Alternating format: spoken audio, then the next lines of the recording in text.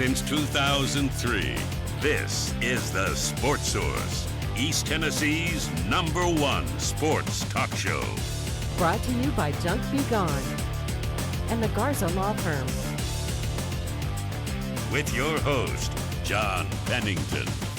The Sports Source starts now.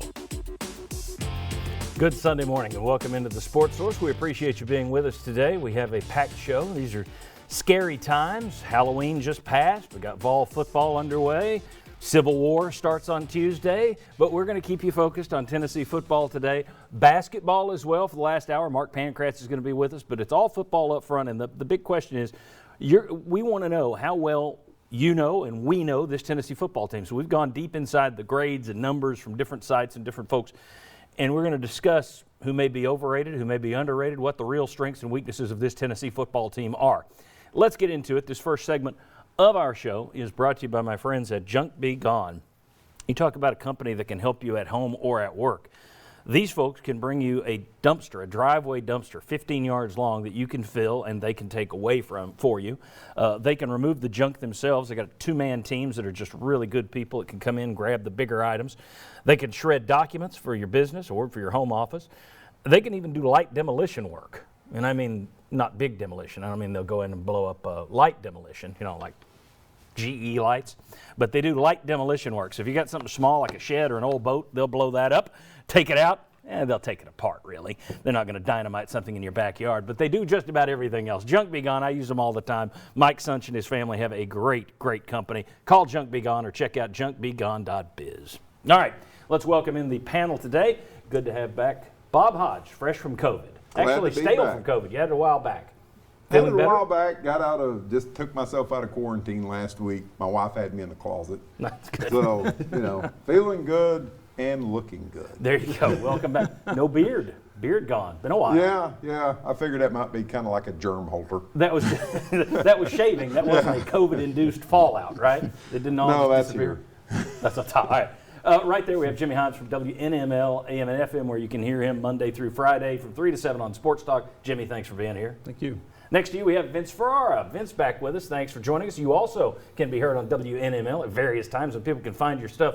You are prolific on their website. Vince Ferrara, thanks for joining us. Thanks, John. Appreciate it. All right, guys, let's start. Like I say, we're going to go inside this roster, inside some stats, offense, defense, but I want to start with the guy at the top. John Currie looked for proven head coaches. You can debate how that went, but he was after Greg Schiano, who'd built a program, Mike Gundy, who'd built a program, Mike Leach, who'd built a couple of programs. Then he was ousted, and once Philip Fulmer disposed of his body and took the throne, he went looking for assistants. He had 3 coordinators that wound up at the top of his list. And he hired a guy who had seen top 10 programs, had been around championship programs, had been around the SEC, knows what it takes to build a winner as an assistant coach watching someone else do it. My question is, in hindsight, 2.5 years down the road, was it a mistake to go the coordinator route, or is it too early to say? I'm going to chime in with a little bit still too early. I think if you look and you see where coordinators have gone and done well quickly, okay, so you've got a path right here.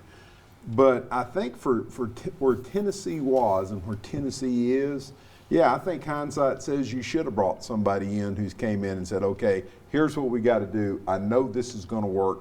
Here's how I've had success before. I think I'm going to stick with too early, but at the same time, 20/20 hindsight after 2.5 seasons and you haven't seen a lot of progress. I'm going to go with too early, but. Okay. I'm kind of in that camp too, and when I look around and I see the coordinators that were hired within the SEC that had success, Mark Richt inherited a pretty good program. Kirby Smart inherited a pretty good program. So the ones that have had success, I think, for the most part, inherited a pretty good program.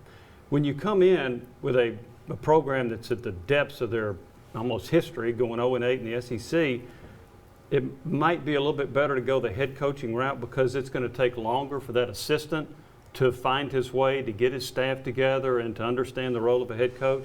But I'm with Bob. I'm going to say it's a little bit early to say, yes, it was a wrong move, But I do think that when you hire a coordinator who's having to rebuild and not inheriting a decent program, it's just going to take longer. Yeah, it goes back to Philip Fulmer. Same thing. Yes. I mean, most of the coordinators that you look at and you go, oh, success, and it was quick. They took over solid programs. Right. So this is almost, Vince, this is almost like a two-pronged thing. One, the coach has to learn the job, and two, he's got to rebuild a program. In hindsight, was it a mistake to go the coordinator route? Would they have been better off going with a proven head coach, or no? Well, you certainly wanted the proven head coach, and that's what the fans wanted. And look, when you compare, the closest thing you have to compare is Florida. Florida hired a proven head coach that a lot of Tennessee fans wanted. Now, maybe there's certain things about him that, when you're a Tennessee fan, you criticize him for, but they're winning at Florida, and that's who Tennessee, a lot of fans did want.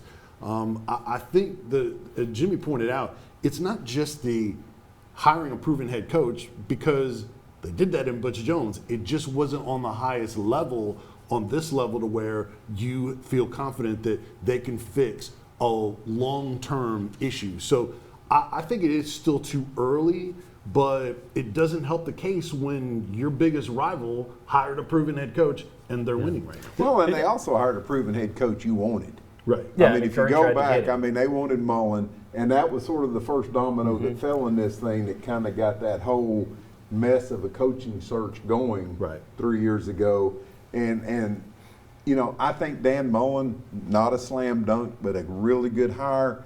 Gundy, I don't think was ever going to come here. Right. And then you get down to like Leach. Okay, there's different levels even at the head coaching thing. If There's you no could have got guarantee. Mullen, I think that would have been almost slam dunk. Well, even if you'd hired a slam dunk like Brett Bielema at Arkansas, Yeah. I mean, there are no guarantees if you've gone that road. Right. But to me, it just seems that by handing over a rebuilding job to an assistant, we all probably should have gone in and said, this is going to take a little longer.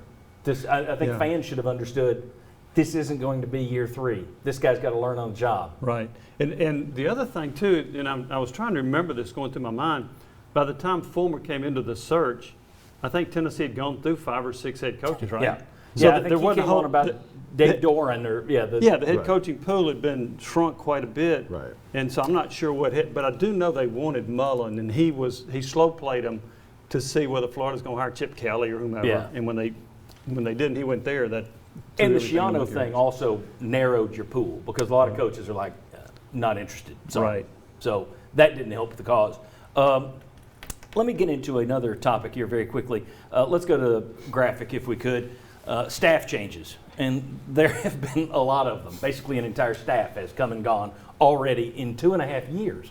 That is a lot of turnover in 2.5 years, folks. And it makes me wonder, when you look at that, and personally, I said this when they made the change from Tracy Rocker to Jimmy Brumbaugh. We did the segment on the show, are they too focused on recruiting? Because Tracy Rocker, his position group improved the most from beginning of the last year to the end of last year.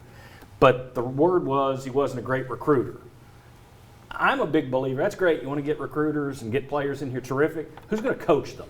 I would rather have good coaches who can coach you up than guys who get the great players. And I know lots of people debate that and say, no, Jimmy's and Joe's not X's and O's. X's and O's guys, they have repeat chances at championships. Think of it. Is Saban an X's and O's guy? Yeah. Was Spurrier? Yeah. Urban Meyer? Yeah. Now, they also get the great players. Saban didn't have the best players when he beat Tennessee in the 0-1 SEC championship game. That's right. That second year at Alabama, he didn't have the best roster in the country when he went undefeated. When you get guys who just are all about recruiting, you kind of get in that mix and maybe you get lucky a year. Well, Rick was always in the mix. He didn't get lucky. I think Kirby Smart's in that boat. I think Jimbo Fisher's in that boat. They got lucky one year. Philip Fulmer had great players. Breaks went his way. I think Whereas Ed I think guys Orgeron's who are walking coaches, towards that boat. well, I think guys who are Yeah. coaches, they have a tendency to stay in the mix. But in the mix to me is the key word, because in my opinion on a staff, you can't have 10 recruiters. You have to have a mix. Right. And so that's where Tennessee, I think, has gotten a little bit out of kilter, perhaps.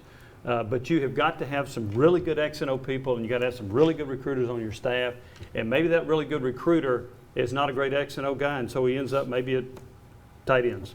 But my point is you need to have a mix, and I don't know where Tennessee is with that. What's funny is when we did that segment, specifically, we took some hits on the show, some tweets and some emails from people saying, oh, so you're saying Jimmy Brumbaugh can't coach? Well, no, I didn't say that. I said Tracy Rocker could, and you got rid of him because he couldn't recruit. But it turns out Jeremy Pruitt doesn't think that Jimmy Brumbaugh could coach, apparently. So I've been waiting to say that for a year now. Let me ask you this. Let me put something else up before I go to you, Vince. Yep. This other graphic. See if anybody remembers this. Chip Towers, longtime SEC writer, has covered Georgia forever. This is what he wrote in the Atlanta Journal-Constitution when Jeremy Pruitt was hired at Tennessee. He thought it was a high-risk hire.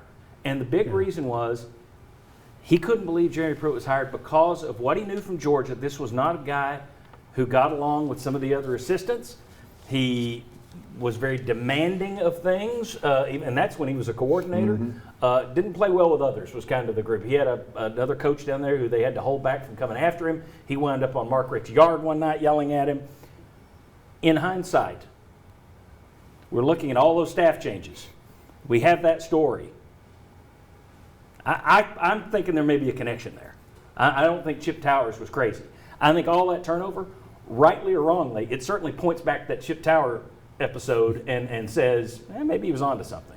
Agree or disagree? Well, John, what you have to hope is that Jeremy Pruitt doesn't have a lot of those very rough edges and demands on his staff and people around him without the proven success and the rings that Saban does. It's one thing for him to be able to be really demanding and maybe be a little bit difficult to work with and you have a shorter leash, but if you don't have the success in the rings, then it's harder to keep people. Right. And I think that staff turnover is an issue. In the rings as a head coach. Right. Yeah. Exactly. Yeah. Not as an assistant. Exactly. Yeah. I think it's, you tie it all together in a bow. I think also the fact that he came out when he hired Jimmy Brumbaugh and said, it wasn't really even an interview. I've known him so long, we brought him in here. First-time head coach. I think that, in hindsight now, you look back and go, that sounds like a first-time head coach. You didn't do an interview? And John Jacob Warren said last week that Joe Ossovet, their tight ends coach, he admitted to the players that the tight ends that he had to learn the position, that he didn't really know much about the tight end position, but then he wanted their feedback and he was going to do everything to learn and help them and be a father figure and all that. I mean, that sounds a little scary for some that, Yes. hey, I got to learn this position as a coach and then I'm going to teach you. Agreed. Wow. That's That's we'll almost end with that. like a high school coach. We'll end with that note of punctuation there. When we come back, we're going to start taking a look at this roster. Specifically, let's take a look at the offensive grades from Pro Football Focus for this Tennessee team, and we'll look at the play selection that Jim Chaney's drawing up. What does that tell us about this team? Come on back, we'll discuss the offense and a lot more on the Sports Source next.